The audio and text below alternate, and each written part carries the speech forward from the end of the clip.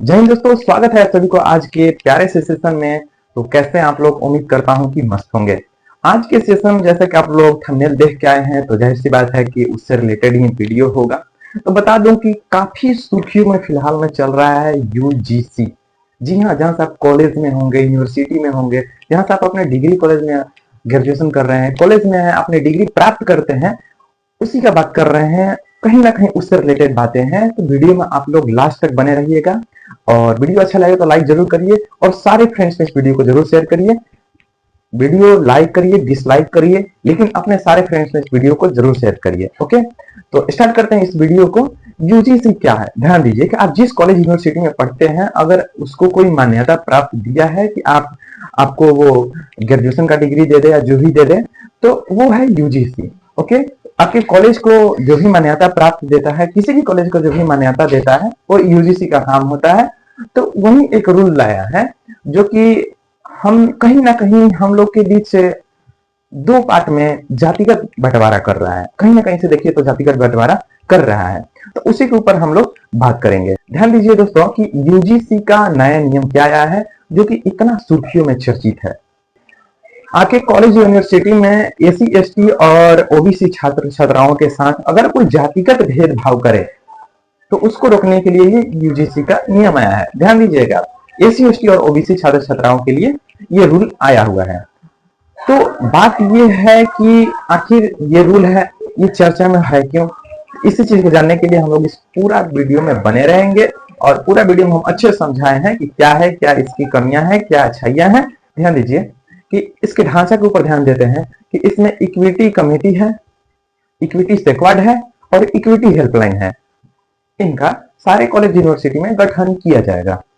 ध्यान दीजिए कि अगर कोई एसी एसटी ओबीसी के छात्र छात्रा जाके शिकायत करता है कि हमारे साथ जातिगत भेदभाव हुआ है, तो कमेटी को 24 घंटे के अंदर मिलना होगा और 7 से 15 दिन के अंदर इस पे एक्शन लेना होगा।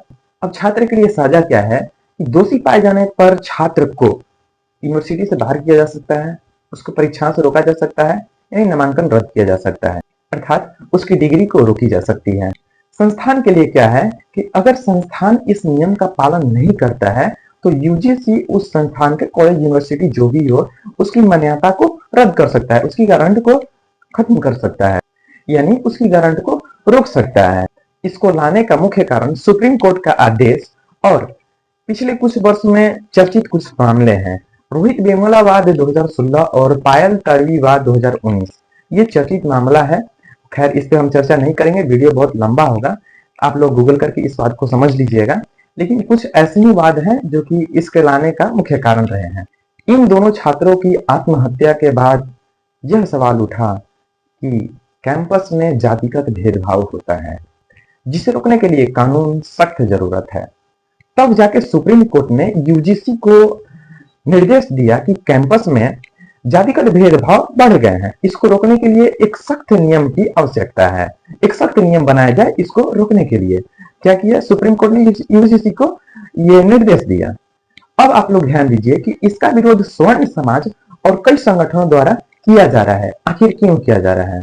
कारण थोड़ा अच्छे से आप लोग समझते रहिए और इस पे चर्चा करिए कि आखिर ये बात सही है, कहां तक उचित है, कहां तक गलत है। ये बात आप लोग भी सोचिए। भले आप किसी भी जाति से बिलोंग करते हैं, किसी भी जाति से बिलोंग करते हैं, किसी भी धर्म से बिलोंग करते हैं, लेकिन कहां तक ये सही है आप लोग अपने से भी ये चीज सोचिएगा। यह एक तरफा कानून है। यह नियम मानता है कि भेदभाव केवल स्वर्ण के द्वारा एसी एसटी और ओबीसी के खिलाफ किया जाता है, लेकिन यह स्पष्ट नहीं है इसमें कि अगर कोई जनरल कैटेगरी के छात्र के साथ भेदभाव करे तो उसे सुरक्षा क्या मिलेगी। और एक कारण है दुरुपयोग का खतरा है। इससे विरोध करने वालों का कहना है कि जैसे एट्रोसिटी एक्ट का दुरुपयोग हुआ, ठीक वैसे ही इसका उपयोग किया जाएगा। आपसी रंजिश निकालने के लिए, किसी होनहार छात्र का कैरियर को बर्बाद करने के लिए इसका उपयोग किया जाएगा। आलोचक का मानना है कि यह नियम छात्रों को कैंपस में एक दूसरे के खिलाफ खड़ा कर देगा और साथ ही साथ गुटबाजी बढ़ाएगा। नियम की तकनीकी और बारीकियां को आइए हम लोग समझते हैं। यूजीसी ने जो ढांचा तैयार किया है वो काफी सख्त और व्यापक है। आइए समझिए कि संस्थागत ढांचा क्या है। हर कॉलेज यूनिवर्सिटी में एक पूरा तंत्र होगा। इक्विटी कमेटी मुख्य निर्णय लेने वाली संस्था होगी। इक्विटी स्क्वाड जो कैंपस में निगरानी रखेगा। इक्विटी एम्बेसडर छात्रों के बीच से ही चुने गए प्रतिनिधि, और इक्विटी हेल्पलाइन शिकायत दर्ज करने के लिए। शिकायत और कार्रवाई की समय सीमा को आइए समझते हैं। शिकायत मिलने के 24 घंटे के अंदर कमेटी की बैठक होगी। 15 दिनों के अंदर कमेटी की अपनी रिपोर्ट देनी होगी। रिपोर्ट आने के 7 दिनों में भारी कार्रवाई होनी चाहिए। अपील से अगर छात्र संतुष्ट नहीं है तो लोकपाल के पास जाकर वह अपील कर सकता है। नियम में केवल प्रत्यक्ष भेदभाव ही नहीं बल्कि अप्रत्यक्ष भेदभाव भी शामिल किया गया है। इसका मतलब है कि आपके किसी कार्य का इरादा भेदभाव करना नहीं था, लेकिन सामने वालों को ऐसा महसूस हुआ या उस पर वैसा असर पड़ा तो भी कार्रवाई हो सकती है। यह बिंदु सबसे ज्यादा विवादित है। मैं एक एक बिंदु पर बात करूंगा, पहले आप लोग समझ लीजिए। रिवर्स डिस्क्रिमिनेशन का डर समझिए। स्वर्ण समाज के विरोध का कारण यह है कि यह नियम AC plus ST plus OBC बनाम जनरल का एक समीकरण बनाता है। क्या करता है कि AC plus ST plus OBC बनाम जनरल कैटेगरी का एक विवाद का समीकरण बनाता है। देखिए, इसमें सुरक्षा का कुछ अभाव है कि क्या यह माना जा सकता है कि ओबीसी का छात्र एससी और एसटी के साथ भेदभाव नहीं करेगा, एससी का छात्र एसटी के साथ भेदभाव नहीं करेगा, क्या यह माना जा सकता है? नियम में यह माना गया है कि भेदभाव केवल स्वर्ण ही करता है। अगर कोई स्वर्ण छात्र रैंकिंग या भेदभाव का शिकार होता है तो उसके लिए इस विशेष नियम में कोई स्पष्ट सुरक्षा कवच नहीं है। कैंपस के अंदर राजनीति में इसका उपयोग हथियार की तरह हो सकता है। कैंपस के अंदर काफी चुनाव भी होते हैं, आपके यूनिवर्सिटी कॉलेजेस में चुनाव भी होते हैं छात्रों में, तो इसमें भी इसका उपयोग एक हथियार के रूप में हो सकता है। अगर कोई जनरल कास्ट का लड़का इलेक्शन में मजबूत है, पढ़ाई में अच्छा है, तो एससी एसटी और ओबीसी वाले छात्र मतभेद के कारण ही उनके माइंड में भी ऐसा अगर चल जाए कि इसको हमें गलत साबित करना है, तो ये कंप्लेन करके उसको गलत साबित कर सकते हैं, उसकी डिग्री को रद्द करवा सकते हैं, उसको सस्पेंड करवा सकते हैं। तो इस चीज का दुरुपयोग यहाँ पे होगा। यहाँ पे इस चीज का दुरुपयोग होगा। एससी एसटी एक्ट भी आया था तो उसका दुरुपयोग होना स्टार्ट हुआ, समझे ना। हम नहीं खुलना चाहते हैं इस मामले में, लेकिन यहाँ पे पॉइंट मुद्दा पे आइए आप लोग कि इस चीज पे अगर कोई बच्चा जनरल कास्ट का अच्छा कर रहा है, अच्छा कॉलेज चुनाव में अच्छा है या पढ़ने में ही अच्छा है, तो अगर चाहता है कोई एससी एसटी या ओबीसी वाला बच्चा कि उसको नहीं, हम नहीं देखना चाहते हैं ऊंचा, ऐसी कारण कि अगर जमीनी स्तर पर आइए तो देखने को मिलता है, ये आपको समझना है यहाँ पे।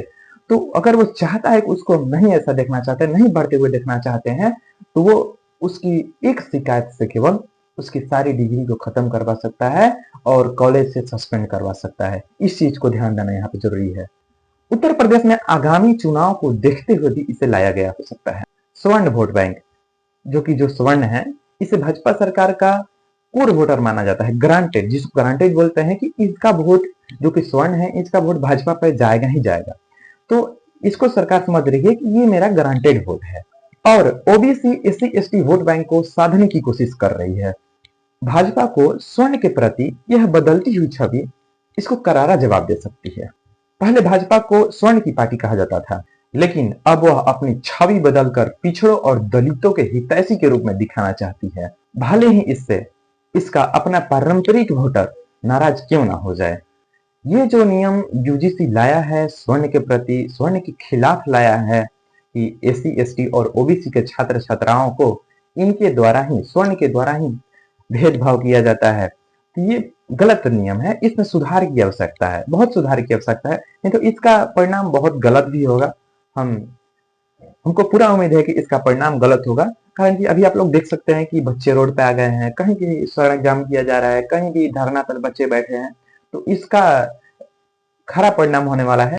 हम चाहेंगे कि इस रूल में बदलाव किया जाए।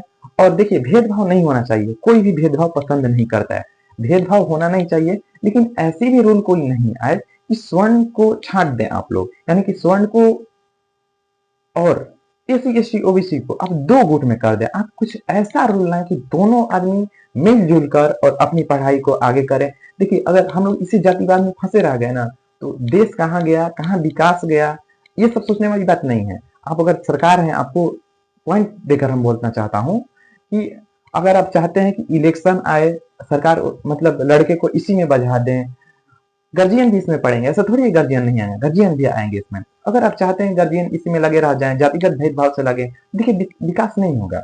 अब चाहेंगे कि विकास हो जाए इसके बाद से, तो विकास में क्या लड़का चाहेगा पढ़ना? अभी लड़कों के मन में यही चल रहा है कि ये सरकार मेरे लिए रूल लाई है, स्वतंत्रता छीन रही है हमसे। तो स्वतंत्रता छीन रहे हैं आप, सच्ची बात है, स्वतंत्रता छीन रहे हैं, लेकिन ऐसी रूल आप मत लाइए, हम यही बोलेंगे। तो ये वीडियो कैसा लगा आप लोग जरूर बताइएगा, और अपने फ्रेंड्स में शेयर करिएगा, और अच्छा लगे तो लाइक जरूर करिएगा। मिलते हैं नेक्स्ट वीडियो में, तब तक के लिए जय हिंद।